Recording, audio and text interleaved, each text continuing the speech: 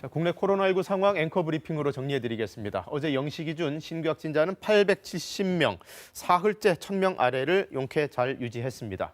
다음 달부터는 국내에서도 백신 접종이 시작될 텐데요. 안정적으로 추진하기 위해서 별도의 정부 기구가 오늘 출범합니다. 코로나19 예방접종 대응 추진단이라는 이름이고요. 정은경 질병관리청장이 그 단장을 맡습니다. 백신 도착 직후부터 접종과 사후 관리에 이르기까지 모든 과정을 총괄하게 됩니다. 그동안 형평성 논란이 제기됐던 실내 체육시설 영업 제한과 관련해서는 오늘부터 일부 완화 조치가 시행됩니다. 아동과 학생들을 대상으로 9명 이하의 교습을 한다면 그 조건 하에서는 모든 실내 체육시설 원칙적으로 운영이 가능합니다. 어디까지나 돌봄 기능을 보완하는 차원에서 허용을 하겠다는 겁니다.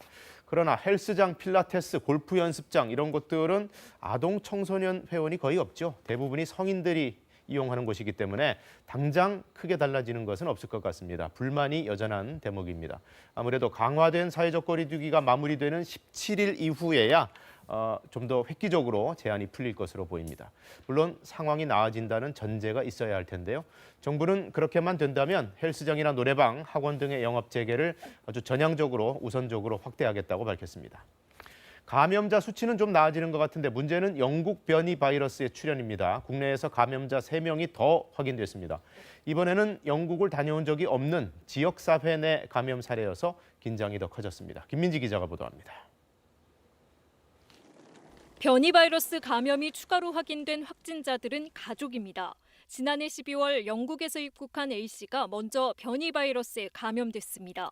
A씨와 접촉한 가족 3명도 양성 판정을 받았는데 검사 결과 변이 바이러스로 확인됐습니다. 확진된 가족이 1명 더 있는데 변이 여부는 검사 중입니다.